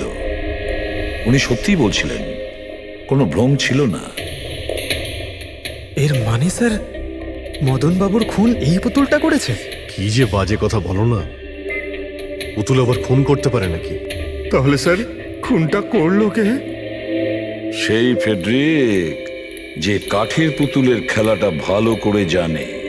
যখন আমরা এখানে এসেছিলাম তখন এই পুতুলটার হাতে এই ছুরি ছিল। সমস্ত প্রমাণ তো এর দিকেই আঙুল তুলছে। তাহলে খুন এই করেছে। দাদা, দাদা, প্লিজ প্লিজ, দাদা। স্যার, এই পুতুলটা খুন করেনি। এক মিনিট, আপনারা কে? স্যার, আমি কবিতা, ওনার স্ত্রী, আর ইনি মদন দা, ওনার বড় ভাই। উনি হলো রবি। তাহলে আপনারা এতক্ষণ কোথায় ছিলেন, কি করছিলেন? স্যার, আজ আমাদের ম্যারেজ অ্যানিভার্সারি, সেজন্য আমরা বাইরে ডিনার করতে গেছিলাম। আমরা মদন দাকেও বলেছিলাম সাথে যেতে, কিন্তু উনি বারণ করে দিলেন। আর এইসব। আপনি বলছেন যে মদনবাবুর খুন এই পুতুল করেনি? হ্যাঁ স্যার, এই পুতুলটা খুন করেনি। আপনি কি জানেন খুনিকে? আমার পুরো বিশ্বাস ওনার খুন সাদুল করেছে। উনি উনি ওনার উপর বদলা নিতে চেয়েছিলেন। আচ্ছা, যার কথা বলছেন সে কে? কিসের প্রতিশোধ নিতে চাইছে? সাদুল একজন ভেন্টাকলিস্টার ভয়েস ওভার আর্টিস্ট ছিল। মদনদা আর রবির বড়দা অঙ্কুশদার ছোটবেলার বন্ধু। অঙ্কুশদা ছোটবেলা থেকেই সাদুলকে খুব ভালোবাসতো। যখন উনি দেখলেন সাদুল জীবনে কত ঠোকর খাচ্ছেন, তো 5 বছর আগে উনি নিজের বাড়িটা সাদুলকে দিয়ে দিলেন, যাতে উনি ওনার থিয়েটার গ্রুপ চালাতে পারেন। যদি ওরা কোনোদিন অঙ্কুশদাকে ভাড়ার টাকা দিতে পারেনি, কিন্তু অঙ্কুশদার এই নিয়ে কোনোদিনই কোনো দুশ্চিন্তা হয়নি, কারণ উনি জানতেন যে এই কলাতে অত পয়সা পাওয়া যায় না। সাদুল আর ওনার স্টুডেন্টরা অঙ্কুশদার বাড়ি থেকেই নিজেদের ভেন্ট্রালোকুইজমের প্র্যাকটিস করত। পুতুল দিয়ে কথা বলানো এই শিল্পের ঘন্টার পর ঘন্টা বসে রিহার্সাল করতো। তাহলে একটা কথা তোমরা ভালো করে বুঝে নাও, ভেন্ট্রিলোকিজম এই শিল্পটা সহজ নয়, কিন্তু এটা আবার এতটাও মুশকিল নয়। এই শিল্পটা করার যে পদ্ধতি, এটার নামেই লুকিয়ে আছে। ভেন্ট্রিলোকিজম একটা ল্যাটিন শব্দ, যাতে ভেন্টারের মানে হচ্ছে পেট আর লোকি মানে হচ্ছে বলো। তাহলে ভেন্ট্রিলোকিজমের অর্থ পেট দিয়ে বলো। যেমন, হ্যালো বরুণ, কেমন আছো? তারপর একদিন অঙ্কুশদা মারা গেলেন, আর সব কিছু বদলে গেল। কারা? আরে আরে আরে, আপনারা কি করছেন? আরে কি হলো? আপনারা কে? আরে কি করছেন? কি করছেন? এরকম করছেন কেন আপনারা? আপনারা কারা? কি হয়েছে? কি অসভ্যতা? আরে আপনারা চাইছেনটা কি? আরে রবি, বলবান, কি হচ্ছে এখানে? কি হচ্ছে? এই যে এতদিন ধরে তোমরা বিনা পয়সার ফুটনি মারছিলে না, আজ থেকে বন্ধ হয়ে গেল। আমি এখানে কোনো ধর্মশালা খুলে রাখিনি। কিন্তু বলবন্ত, অঙ্কুশ তো বলেছিল যে... কে অঙ্কুশ? যে মরে গেছে, যে আর বেঁচে নেই, পৃথিবীতে আর নেই। এতদিন পর্যন্ত ওর পদ্ধতিতে চলেছো, আজ থেকে আমার পদ্ধতিতে চলতে হবে। বুঝতে পেরেছো? চলো জায়গা ফাঁকা করো। রবি, বোঝাও তোমার দাদাকে। ও কি বোঝাবে আমাকে? আমি বুঝতে পারি তো সবকিছু। আর যদি এখানে থাকতেই হয় তো ভাড়া দিতে হবে। ভাড়া? হ্যাঁ, ভাড়া। কত ভাড়া দিতে হবে আমাদের? 4 লাখ। 4 লাখ? 4 লাখ টাকা তো আমাদের কাছে নেই। নেই যখন তখন খালি করো, না হলে আমি পুলিশকে ডেকে তোমাদের সবাইকে জেলে পাঠিয়ে দেবো, আর ওখানে থাকবার জন্য কোনো ভাড়াও দিতে হবে না। বলবন্ত, আমাদের কিছুটা সময় দাও, তাড়াতাড়ি আমরা কোথায় যাব? সময় টময় কিছু পাওয়া যাবে না। অনেক দেখেছি, অনেক হয়েছে তোমাদের তামাশা। চলো। স্যার, এরকম করবেন না প্লিজ স্যার, প্লিজ স্যার, এরকম করবেন না। আর এক মিনিট, যতদিন না তোমরা আজ পর্যন্ত ভাড়া দিচ্ছ, এই যে তোমাদের জিনিসপত্র পড়ে আছে না, আর এগুলো কি, এই কাঠপুতুলগুলো, এগুলো সব আমার কাছে থাকবে। কিন্তু তুমি এই সমস্ত জিনিস নিয়ে নিলে আমরা ভাড়া কি করে দেব? ওসব আমি জানি না। স্যার, এরকম করবেন না স্যার, আমরা আপনার সব টাকা মিটিয়ে দেবো স্যার, প্লিজ। স্যার, আপনার এগুলোকে নিষ্প্রাণ কাঠের পুতুল মনে হয়, কিন্তু আমাদের কাছে এগুলো প্রাণের সমান। ও ভাই ট্র্যাজেডি কিং, তোমার এই যে সব মেলোড্রামা আছে না, এগুলো আমার দাদা অঙ্কুশের সাথেই চলতো, আমার সাথে নয়। আর এই যে কি এ 4 লাখ টাকা রোজগার করে দেবে এই কাঠপুতুলগুলো? আরে 4 লাখ কি, 4400 টাকাও রোজগার করে দিতে পারবেন এই কাঠপুতুলগুলো। জানো কেন? কারণ এই শিল্প শেষ হয়ে গেছে, জিরো। এই যে তোমাদের গুরু আছে না সাদুল, ওরই মতো কোনো কাজের নয়, লুজার, একজন লুজারও, বুঝলে? বেরো বেরো। এই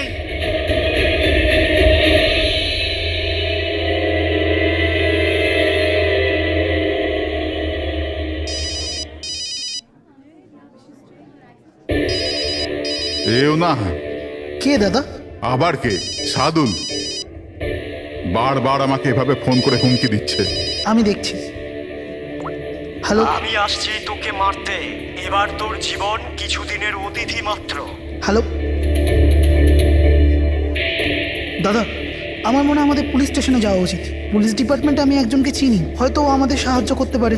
হ্যাঁ দাদা, আমি এটুকু বিশ্বাস করতে পারিনি যে এই সাদুল এত বড় পাগল হবে। আমাদের পুলিশের কাছে যাওয়া উচিত। কোনো লাভ নেই। এই সাদুল নিজের মোবাইল থেকে ফোন করছে না, কোনো ল্যান্ডলাইন নাম্বার থেকে করছে। Landline number? আমি খোঁজ নিচ্ছি নাম্বারটা কোথাকার। কি? এটা কি বলছো তুমি? হ্যাঁ ঠিক বলছি, এই নাম্বার এই হসপিটালের মর্গ রুমের। সাদুল আমাকে হসপিটালের মর্গের রুম থেকে কেন ফোন করবে? এই নাম্বার থেকে এনাদের কাছে ফোনে হুমকি দিচ্ছে। কাল রাত আর আজ সকালেও দিয়েছে, টানা 3 দিন ধরে আসছে। কে করছে এই কল? স্যার, এই ফোন দিয়ে কারোরই ফোন করবার কোনো অনুমতি নেই। আমি সারাদিন এখানেই থাকি, এই ফোন থেকে কেউ কোনো ফোন করেনি। তাহলে তুমি নিশ্চয়ই কল করেছো? স্যার, আমি কেন ফোন করব? আমি তো আপনাদের চিনিও না। হ্যাঁ হতে পারে তুমি সাদুলের কথা করেছো। কি নাম বললেন আপনি? সাদুল। সাদুল? এই যে এ হলো সাদুল, চেনো তুমি একে? এ আপনাদের কি করে কল করবে? কেন করতে পারবে না কল?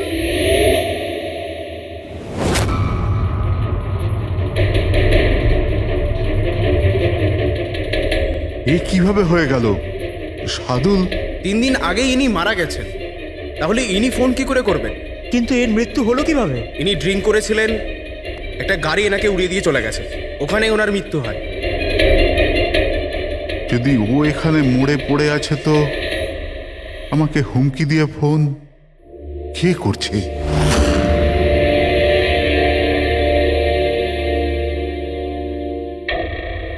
স্যার, হ্যাঁ, পুলিশের রেকর্ড অনুযায়ী তো এই সবকটা কল মর্গের ল্যান্ডলাইন থেকে এসেছিল। কিন্তু মর্গেন ল্যান্ডলাইন তো কেউ ইউজই করে না, তাহলে সব কি করে? পূর্বী, ভালো করে চেক করো, দেখো ব্যাপারটা কি। মনে হচ্ছে ব্যাপারটা গোলমেলে। স্যার, হ্যাঁ, উনি কিচ্ছু জানতে পারবেন না। আপনি এরকম কেন বলছেন? কারণ সিআইডি স্যার জীবিত লোকেদের ধরতে পারে, আত্মাদের নয়। আর আমি জানি এটা সাদুলের আত্মাই করেছে। দেখুন, এই আত্মা বলে কিছুই হয় না। আর আপনি একজন এডুকেটেড পার্সন হয়ে এইসব বলছেন? আপনিও তো পড়াশুনো জানা, আপনি বলুন না, একটা লাশ মর্গ থেকে ফোন কি করে করতে পারে? কি করে ওই মদনদার সাথে ওই পুতুলটা কথা বলতে পারে? স্যার, তাদের এটা নর্মাল মনে হচ্ছে। আপনারাও এমন কিছু ফিল করেছেন যেটা মদনবাবু করেছিলেন? হ্যাঁ স্যার। না, বাঁচাও, আমি তোমাদের ছাড়বো না। তোমরা খুব বিরক্ত করছো আমাকে। তোমাদের সবাইকে মেরে ফেলবো আমি, ছাড়বো না। দাদা সরে যাও। না দাদা, কি হলো? এদিকে আসবে না। আরে কিন্তু দাদা, এটা কি করছো তুমি? দাদা কি? কাঠপুতুল আছে এখানে, সরে থাকো। কাঠের পুতুল? আমাকে মারতে এসেছে, আমি বলেছিলাম না। দাদা 1 মিনিট। দাদা, এটা কি করছো তুমি? রবি, এই এই আওয়াজটা ওপর থেকে আসছে। হ্যাঁ, কিন্তু উপরে তো কিছুই নেই, পুরো তো স্টোর রুম আছে আর একটা বন্ধ ঘর আছে। Store room? হ্যাঁ, ওই স্টোর রুমের মধ্যেই তো আমি সমস্ত কাঠপুতুলগুলো একটা বড় বাক্সের মধ্যে তালা লাগিয়ে বন্ধ করে রেখেছি। কাঠের পুতুল? ওগুলো সব বাইরে চলে এসছে কিভাবে? কি?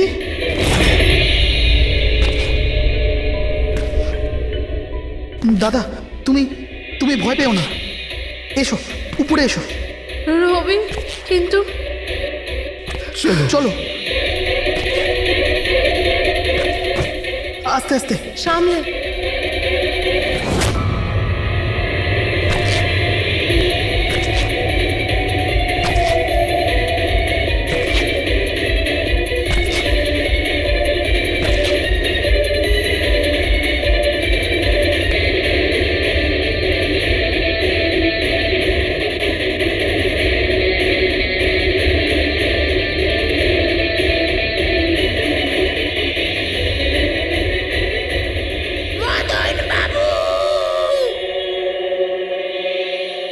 দাদা, আওয়াজ এই ঘর থেকে আসছে। হ্যাঁ, এসো।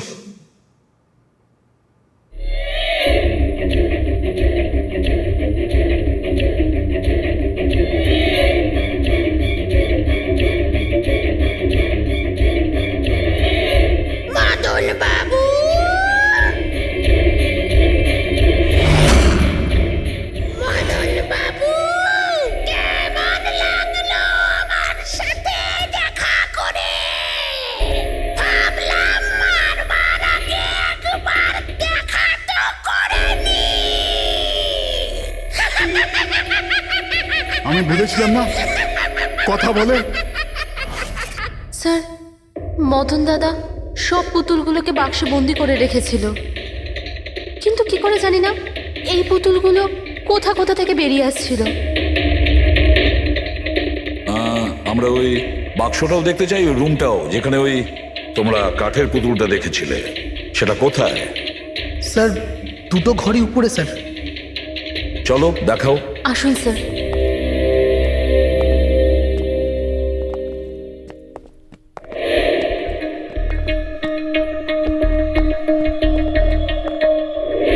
স্যার, পায়ের আওয়াজটা আমরা করিডোরে শুনেছিলাম, আর ওই পুতুলটা আমরা এখানে এখানে দেখেছিলাম স্যার।